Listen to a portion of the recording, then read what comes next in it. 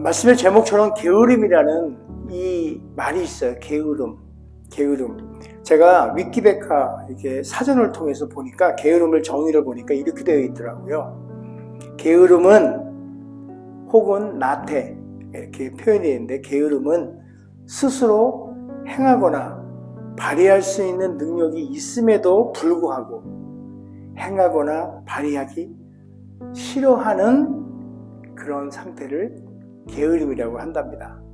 그러니까 할 수 있는데 안 하는 그런 상태예요. 그리고 게으른 사람을 일컬어 좀 안 좋은 쪽으로 네거티브한 말로 표현하자면 게으름뱅이 뭐 이렇게 표현해요. 여러분, 뱅이라는 말이 별로 안 좋은 때 쓰잖아요. 게으름뱅이 이렇게 그렇게 써요.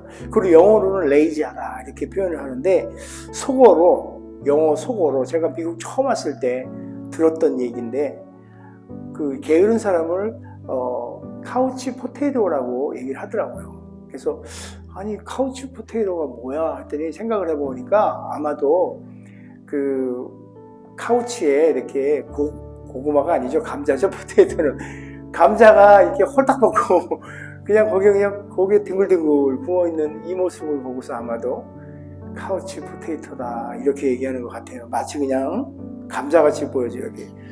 보통 보면은 게으른 사람들의 특징 중에 하나가, 참 죄송합니다, 배가 뿔렁 나왔어요.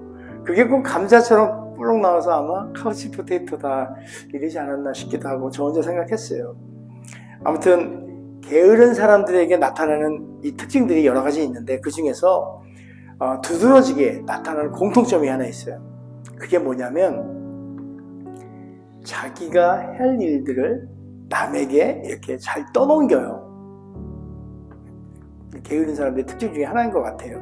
그리고 대부분의 경우 자기 자신뿐만 아니라 타인과의 어떤 약속을 잘 지키지를 않아요.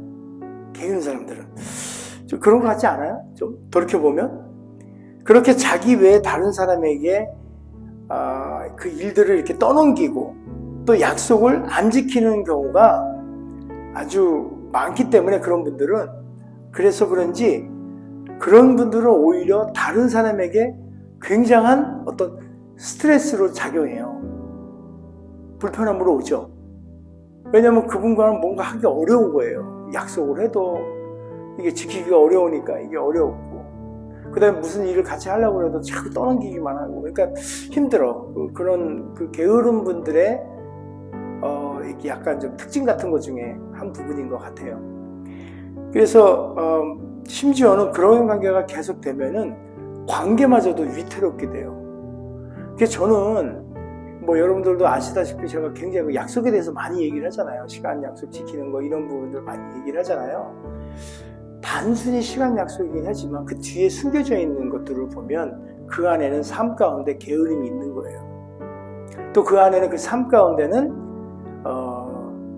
남에게 일을 떠넘기고 싶은 그런 마음들이 있는 거예요. 결국은 어찌 보면은 우리 가운데는 그런 게으름의 근성이 우리 안에 있지 않겠나라는 생각도 살짝 해보게 됩니다. 꼭 그렇다는 것은 아니지만, 그런데요, 꼭 그런 것만을 갖고 우리가 게으름을 뭐 이렇게 평가하고 그것만 갖고 얘기할 수는 없는 것 같아요. 왜냐하면 이런 경우도 있을 것 같아요.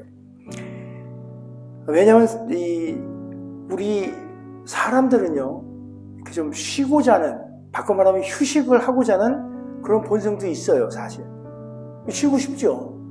게을러서가 아니라, 여러분 게을러서만 쉬는 게 아니고 쉬고 싶을 때 있지 않으세요? 저도 쉬고 싶을 때가 많이 있어요.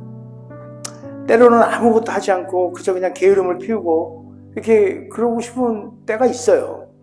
그건 사실이에요. 그래서 이런 사상들, 이런 생각들, 이런 마음들, 그냥 모든 게 다 귀찮은 거야. 그래가지고 만들어낸 말이 하나 있어요. 신조어예요, 신조어. 귀차니즘. 들어보셨어요? 귀차니즘. 권사님 못 들어봤구나. 귀찮아가지고 모든 게 다 귀찮은 거예요. 이런 귀찮은 상태를 뭐 이렇게 철학적인 용어로 무슨 니즘 하잖아요. 그래서 귀차니즘 이렇게 말이 새롭게 만들어졌어요. 그 영어로는 레이즘, 레이지즘 뭐 이렇게 표현하나요? 레이지즘 뭐 이런 식으로 세상 만사가 귀찮아서 게으름을 피는 그런 현상들, 그런 현상 가운데 딱 고착이 돼가지고 그냥 아무것도 하기 싫다 하는 그런 인터넷에 이렇게 돌고 있는 새로운 신조어예요. 귀차니즘. 또 사실 가만히 누워 있어도 이러저러한 생각을 하는 경우가 태반이에요. 이 생각하고 저 생각하고 또 때에 따른 그 생각이 공부에 대한 생각일 수도 있고, 아무것도 안 하고는 있지만 머릿속에는요 굉장히 복잡해요. 이거 해야 돼 말아야 돼, 아유 뭐 이런저런, 내가 그때 그렇게 했으면, 내가 이번에 이 일은 했으면 안 했으면, 아유 내가 좀 뭐 하는데, 아주 오만 가지 생각들로 그런 것들로 해요. 혹시 여러분들 중에 가끔 아무 생각도 하지 않고 그저 그냥 멍하니 먼 산을 바라보고 그냥 가만히 있는 그런 경우들을 경험했나요? 경험해보나요? 현대인들 중에 많이 그런 일들을 경험하죠.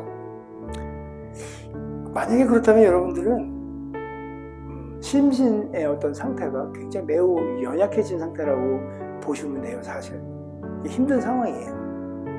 매우 피곤하거나 또 심지어는 그런 피곤함에 따라서 어떤 일에 대한 스트레스로 멘붕에까지, 멘붕이란 말도 좀 새로운 말인데 멘탈이 붕괴됐다는 뜻이에요. 멘붕. 이게 이제 멘탈은 영어고 붕괴는 한자어인데 이거 합성어예요. 멘붕. 처음 들어보죠? 멘탈이 붕괴됐다. 그러니까 여러분 뭔가 어떤 일을, 급작스러운 일을 당했을 때 황당하고 놀라고 또 대처할 능력이 없고 막 이럴 때 있죠. 그럴 때 요즘 젊은이들은 멘붕이야 이렇게 얘기를 해요. 되게 멋있어 보이지 않아요? 아무튼 어느 정도의 시대가 되었냐면 그렇게 멘붕인 상태를 내가 스스로 유도하는 거예요. 그러니까 워낙에 스트레스가 많으니까 모든 걸 잊어버리고, 뭐 소위 말하는 뭐 우리가 좋게 표현하면 뭐 참선이라든지 이런 걸 표현할 수 있겠는데, 좀 나쁘게 표현하면 멍 때린다는 말 아니까 멍하니 있는 거. 세상에 그런 대회가 있어요. 멍 때리는 대회. 세상 천지에 무슨 그런 대회가 다 있어요. 멍하니 있잖아요. 멍하니 있는 걸 누가 오랫동안 멍하니 있는가 해가지고 3시간 4시간 몇백 명이 모여가지고 이렇게 덤성덤성 앉아서요 이러고 있어요. 그러고선 초재고 있어요 옆에서. 이렇게 해가지고 2시간 됐네 3시간. 저는 10분도 하기 힘들어요. 근데 그 사람이 몇 시간씩 멍 때리고 있는 그런 대회가 있더라고요. 멍청한 대회인 것 같아. 아무튼 현대는 그렇습니다.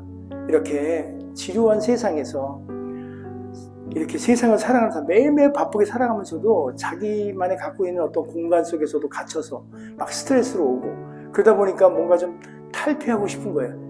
인간의 어떤 가장 그 욕망적인 한 부분이 게으른 부분들이거든. 거기에 접목시켜서 어떤 귀차니즘이라는 또 새로운 어떤 문화를 만들어내고 그렇게 하는 것 같아요. 귀차니즘, 레이지즘.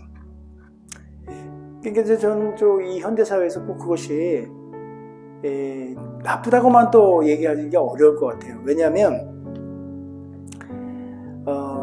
정말 바쁘게 사는 세상에서 쉼의 어떤 돌파구가 없는 거죠. 그러다 보니 그렇게 해요. 그런데 이제 그렇게 해서 진정으로 그렇게, 그건 게으름이라고 저는 표현하고 싶지 않아요. 사실 그건 게으름이 아니라고 볼 수도 있거든요. 어떤 힘에 이제 붙여서 어떤 탈출구로 사용하고자 하는 그런 부분일 수 있으니까. 자, 그래서 우리 최소한 말이에요. 현대사회에서 꼭 나쁘다고만은 생각하지 않고 있는 그 귀차니즘. 그런 거에 대해서 최소한 우리 그리스도인들은, 저와 여러분들은 그것이 성경에서는 과연 어떻게 이야기를 하는지 한 번쯤은 좀 생각해 봐야겠다 생각이 들었어요. 귀차니즘과 게으름의 차이를 알고 있으면, 이 사실 이게 본성에 우리가 이끌려서 산다는 건 욕심, 욕정, 욕망 이런 것이잖아요. 그거를 원치 않아요. 나 자신을 쳐서 죽인다는 그 의미는 나의 육적인 어떤 이 몸에서부터 일어날 수 있는 그런 것들을 내가 이성적으로 주 예수 그리스도를 의지하여 우리가 믿음으로 그를 이겨낸다는 거예요. 승리한다는 얘기예요. 자, 그런 거 하고 또한 내가 그런 스트레스나 이런 것으로부터 탈피하고자 하는 어떤 일련의 어떤 행동, 소위 말하는 그 귀차니즘에 대한 이런 부분들을 뭐 이래저래 어찌됐든 간에 성경은 게으름에 대해서 어떻게 얘기하고 있는지 우리의 삶 가운데 한번 그 성경에서 얘기하는 그 게으름을 비추어 봤을 때 이것이 내가 진짜 육적인 어떤 성경이 말하고 있는 그런 게으름으로 가고 있는 건지 아니면 내가 어떤 지금의 어떤 시그널 같은 내가 지금 힘들구나 번아웃 되고 있구나라는 어떤 시그널을 알아야 되는지 또 혹시 그것이 알았다면 어떻게 해야 되는지 이런 것들을 오늘 한번 여러분들과 함께 나눠보고 싶어요. 그래서 과연 게으름은 성경에서 뭐라고 할까 하고 한번 봤더니 잠언서에 아주 잠언서뿐만 아니라 많은 곳에 나와요. 제가 다 쉬어보지는 못했는데 뭐 하다 보니까 잠언서에 있는 걸 한번 찾아봤어요. 보니까 26장 13절로부터 16절의 말씀을 아주 이어서 게으름 세트로 쫙 나와 있어요. 게으름의 세트. 그래 보니까 게으른 자는 길에 사자가 있다 거리에 사자가 있다 하느니라. 이게 뭔 말일까요? 그 다음에 14절 문짝이 돌조기를 따라서 도는 것 같이 게으른 자는 침상에 구르느니라. 게으른 자는 그 손을 그릇에 넣어도 입으로 올리기를 괴로워하느니라. 게으른 자는 선이 대답하는 사람 일곱보다 자기를 지혜롭다 여기느니라. 야, 이게 무슨 말일까요? 게으름. 다양하게 얘기하고 있어요. 지금 성경은. 그 중에 이제 이렇게 시작합니다. 밖에 나가는 것조차가 귀찮은 거야. 나가기가 싫어. 그래가지고 바깥에 나가면 사자가 있어. 그 나가면 물려 죽을 거야. 뭔가 핑계를 만들어요. 뭔가 해야 될 일이에요. 나가야 돼요. 왜? 우리 나가서 일도 해야 되고 이런 거 모든 것들을 게을러서 바깥에 뭔가를 핑계를 대고선 나가기 싫어하는 거예요. 그 핑계를 대 자기 위안을 주는 거야. 나가면 그런 경우가 있어요. 우리가 예를 들어서 우리가 교회 공동체 내에서도 뭔가 우리가 함께 하려고 해요. 그럴 때 열심히 합시다 뭐 이런 게 아니라 뭐 표현이 그럴지 모르지만 약간 좀 네거티브한 쪽으로 거기 가면 사자가 있어. 문제가 생겨.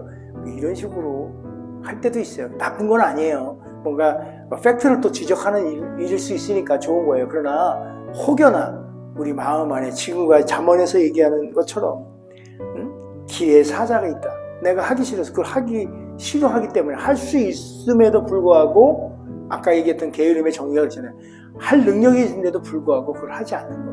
이제 그런 식의 마음으로부터 출발한 거를 게으른 거라고 해요. 성경은 그렇게 얘기해요. 그러고 나서 보니까 돌적이라는 말이 나오죠. 돌적이. 돌적이 뭔지 아세요? 돌적이 아세요? 처음 들어보세요? 저도 뭐 잘 알지는 못해요. 그러나 돌적이가 뭐냐면 여러분 힌지예요. 힌지. 문짝에 보면 그 문을 받치고 있는 그 힌지예요. 그러니까 문을 열고 닫을 때 그 힌지가 계속 돌아가잖아요. 그 안에서만. 더 이상 벗어나질 않아요. 침상에 구른다는 말은 뭐냐면요. 돌적이 마냥 그 한정된 공간 침대 위에서 이리 뒹굴 저리 뒹굴 하는 거예요.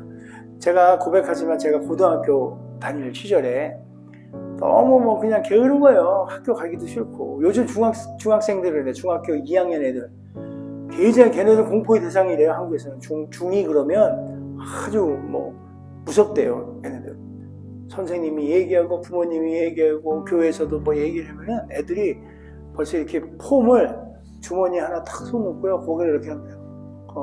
이러고 한대요. 왜요? 이러고 고개를 똑바로 드는 것도 귀찮은 애들이에요. 걔들이. 저도 학창시절 때 보면 귀찮아서 집에서 만화책 빌려가지고 이렇게 추운 날은 구슬목에 들어가가지고 계속 만화책 보고 무협소설 읽고 엄마가 밥 먹으라고 불러도 그냥 공부해야 돼 그러면서 만화책 보는 거예요. 공부도 아닌데 이게 그렇게 게으르게 살았던 그런 말을 하고 있어요. 지금 침상에 뒹굴 그냥 펌프지만 바지 입고 그냥 뒹굴. 그리고 15절에 보니까 정말 이거 진짜 완전히 절정이에요. 절정. 손에 먹을 것을 들고 있는데도 불구하고 입에 넣는 거 이게 귀찮은 거 이게. 그러니까 어떤 분들 이런 분들 있어요. 그냥 난 밥 먹는 거 너무 입에 넣기도 싫어. 씹기도 귀찮아. 이거를 귀찮어예요. 게으른 거예요, 여러분. 이게 어떻게 생각이 될까요? 음식, 손에 든 그 음식조차도 입에 넣는 것을 힘들어하는 것을 그렇게 한다는 그런 것들을 게으르다고 성경도 얘기해요. 그리고 나아가서 자기가 지혜롭다고까지 얘기하는 그런 교만에 이르는 그런 상태까지 보여집니다. 여러분 한번 우리 스스로를 한번 돌아봅시다. 잠언에 말씀하고 있는 그런 행동을 혹여나 지난 한 몇 주 동안 그래 본 적이 있나요? 혹시 집에서? 밥 먹는 것조차도 귀찮아서 밥 안 먹고 그래 본 적이 있나요? 제가 그 인터넷에 찾아보니까요, 뭐 여러 가지가 있더라고요. 그 게으르느냐 안 게으르느냐 생활 패턴을 통해서 이렇게 질문 15가지를 해가지고 4가지 이상이면 게으른 사람, 뭐 아니면 안 게으른 사람, 뭐 이런 게 나오는데 그 중에 한 질문이 이런 거예요. 밥을 먹기가 귀찮아서 2끼 이상 굶어 본 적이 있다. 자기 삶 속에. 그럼 게으른 거 맞대요. 이게 참 재밌죠, 그죠? 한번 진짜 예를 들어서 한번 이런 생각을 한번 생각을 해보세요. 집에서 여러분 텔레비를 보고 있어요. 근데 재미난 드라마를 잘 보고 있는 거예요. 이렇게 보는 상태예요. 근데 진짜 오래간만에 느긋한 시간을 보내는데 흥미진진한 어떤 이게 드라마를 보는 거예요. 근데 리모컨에 배터리가 돼가지고 작동이 안 돼. 아, 이거 봐야 된단 말이에요. 그러면 여러분 어때요? 아휴, 귀찮아.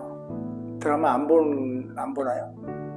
혹시 나가가지고 배터리 사와가지고 갈아 끼고서 또 보지 않나요? 자, 이게 게으름이에요, 게으름.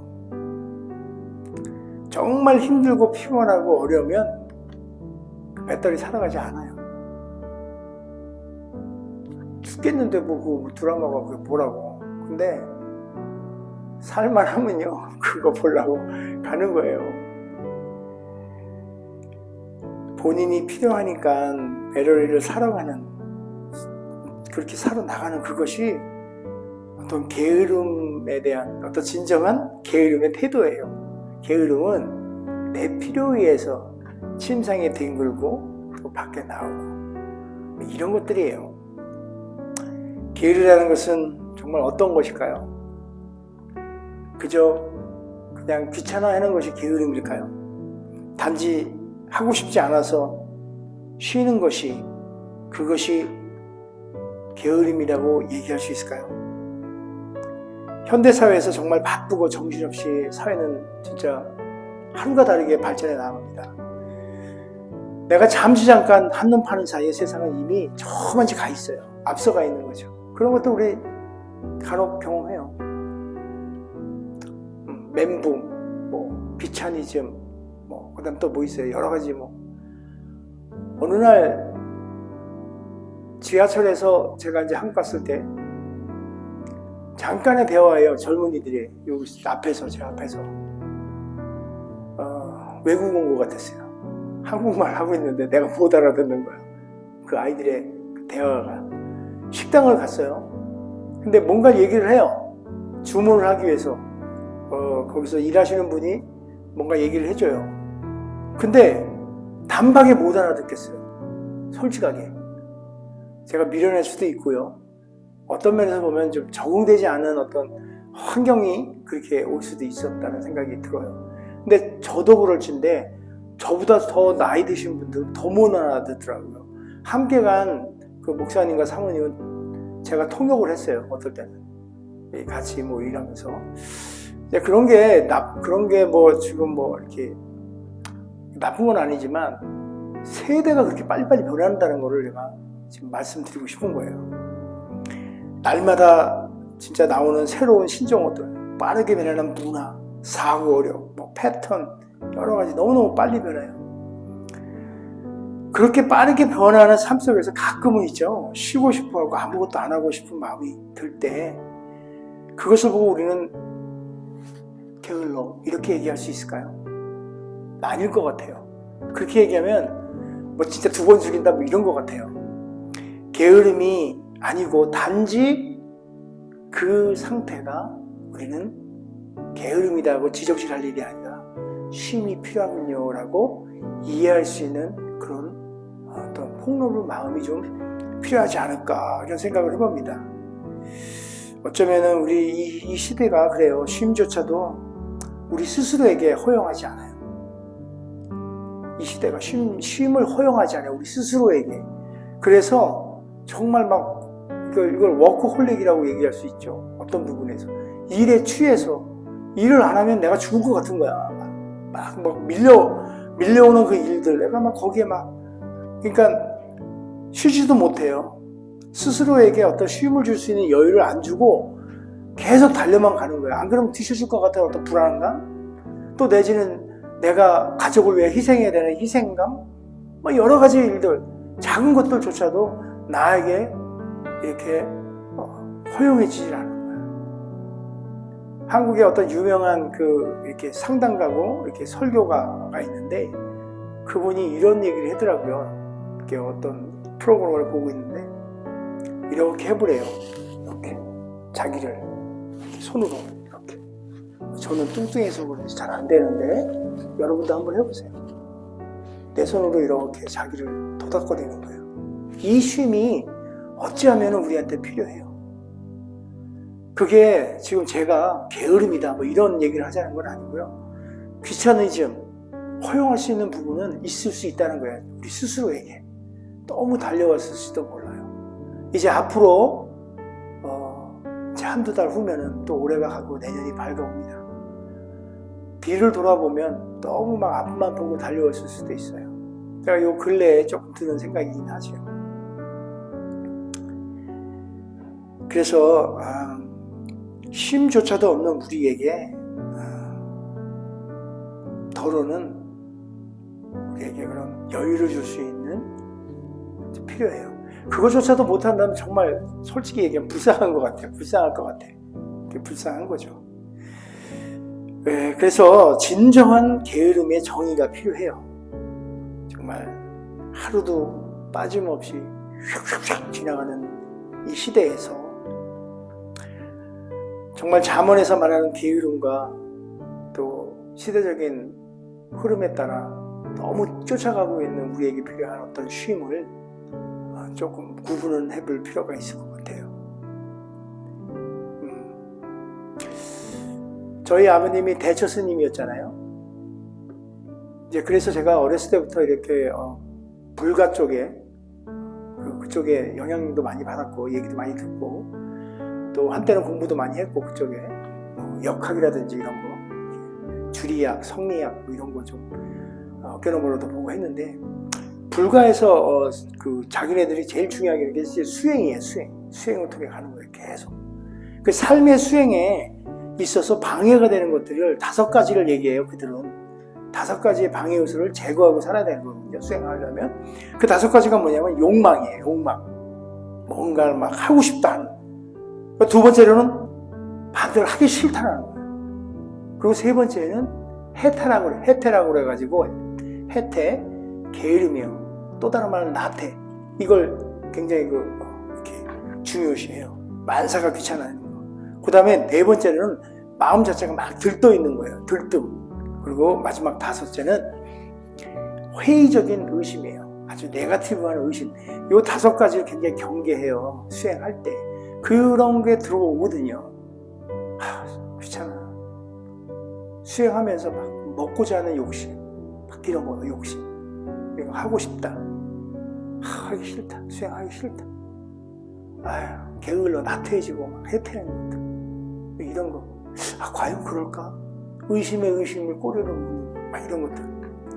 그리고 뭔가 발견한 것 같아. 막 마음이 들떠.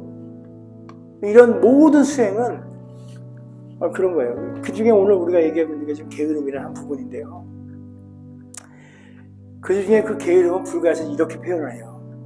무슨 일에 있어서도 너무 잘하려고 애쓰는 마음이 아주 커져서 긴장하고 스트레스를 막 받아가지고 중도에 그냥 포기하고 싶은 마음이 생기게 되고 그래서 그냥 될 대로 되라 하는 마음이 게으른 마음이라고 정의해요. 이해하셨어요?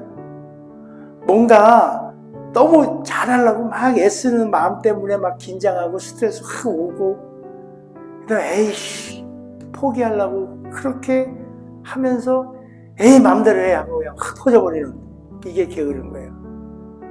그러니까 침상 위에서 뒹굴뒹굴 하는 거는요, 뭔가 다른 일 때문에 그게 막 스트레스로 와 있는 거예요. 그래서 에이씨 몰라 난 될 대로 해라, 이런 것들이에요. 다 참 막 이게 좀 정리가 되면 약간 생각을 해보면 좀 그런 것 같죠, 그죠? 저도 그런 것 같아요. 한번 내가 조금 게으름을 피울 때 어떠했는지 한번 속으로 한번 돌이켜보세요.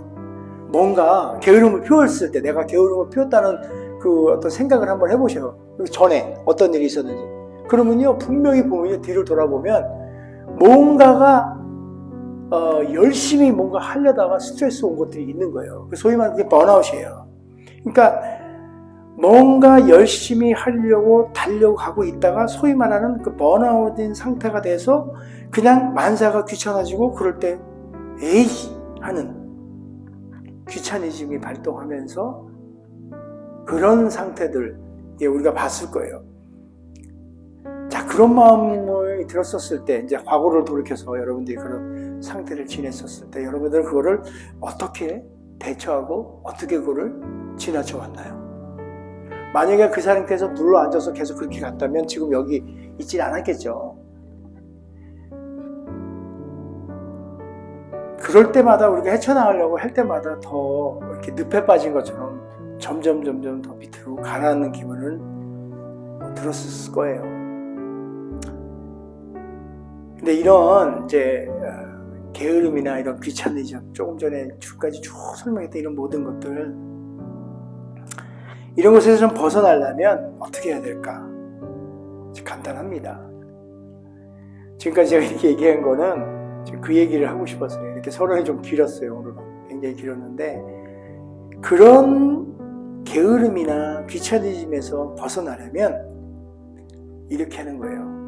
무슨 일이든지 항상 꾸준함으로 항시적으로 늘 한결같은 마음을 하는 거예요. 너무 잘하려고도 애쓰지도 말고 그저 늘 하듯이 포기하지 말고. 여러분, 소가 풀 뜯어 먹는 거 보신 적 있죠? 소가 풀을 어떻게 뜯냐면요, 뭐 이렇게 안 뜯어 먹어요. 소는 한번 뜯어서 떳하게 늘 오무자 뚝뚝고 이렇게 항시적으로 한가스럽게 천천히 쉼 없이 꾸준히. 소는 여기 2개 있어요. 하나는 먹어서 여기다 저장해 놓고 또 없을 때 이걸 끄집어내서 되새김질 하잖아요. 계속 걔는 입을 이렇게 하는 거예요. 꾸준히 쉼 없이 그렇게 무언가를 하고 하는 거예요. 모든 것들 꾸준히 게으르지 않게 그렇게 하면은 오히려 있잖아요, 효과가 더 크게 나고요, 그 일들이 잘 마무리된답니다. 출애굽기 3장에 이렇게 보면요, 출애굽기 3장을 보면 모세가 하나님을 만나는 장면이 나와요. 그것을 우리는 또 소명장이라고 그러는데, 모세가 호렙산에서 그 불꽃 떨기 하나님을 만나잖아요. 그래서 그 소명을 받는 그 순간이에요. 그 장면들이 쫙 3장에 나오거든요. 이곳은 거룩한 땅이니가 뭐 이렇게 이야기가 쫙 나오잖아요. 자, 그 소명장에 그 얘기가 나오는데,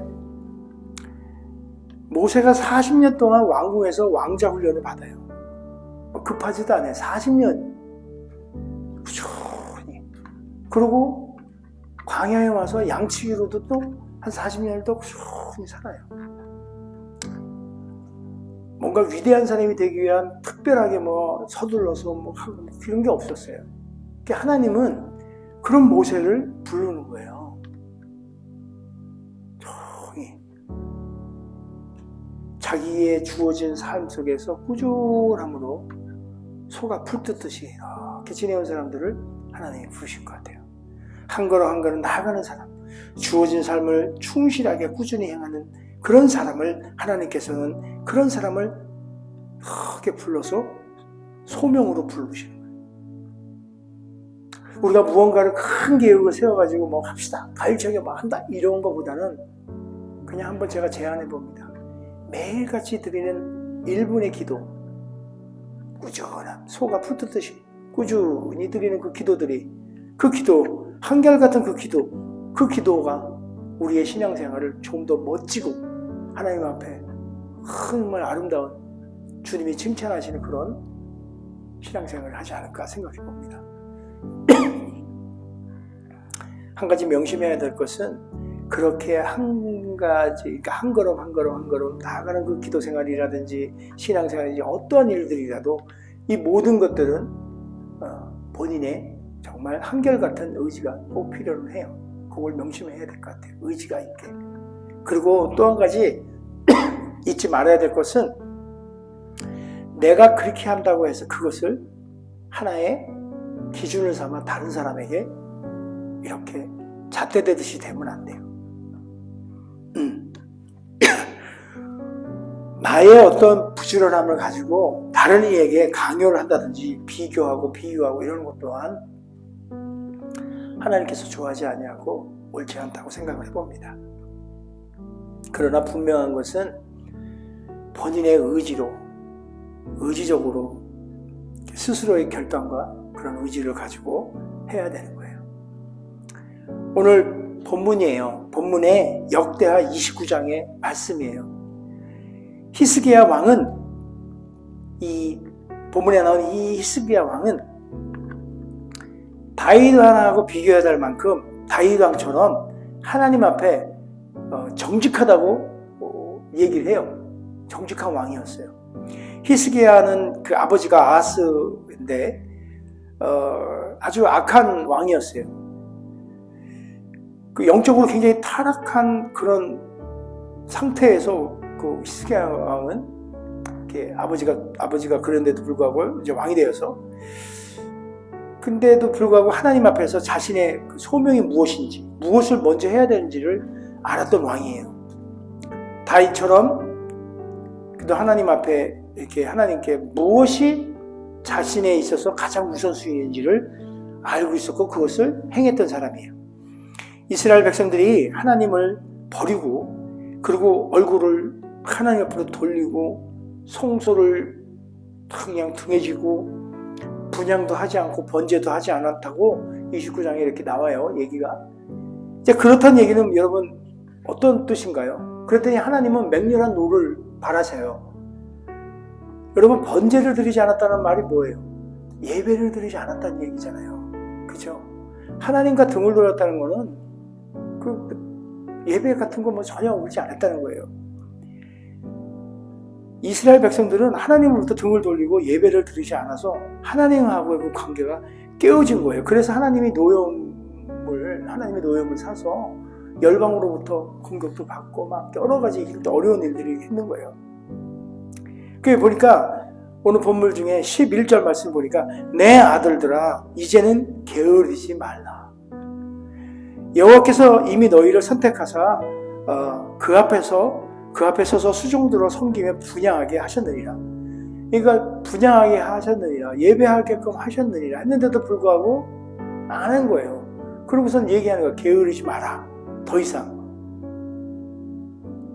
예배를 드리지 않는 모든 행위를 역대하에선 낭식물을 닫고 등불을 끄고 성소에 분향하지 않고 번제를 드리지, 이렇게 얘기를 해요. 7절 말씀을 이렇게 쭉 보면, 그래가지고 그로 인해서 그들의 자녀들이 칼 앞에 엎드러진다 그러거든요. 그러니까 이 모든 어떤 그 우환들이 바로 예배드리지 않는 게으름으로부터 온 거예요. 자, 지금까지 제가 게으른 얘기도 하고 뭐 여러 가지 얘기했죠. 게으름, 예배를 드리지 않는 거가 게으른 거예요.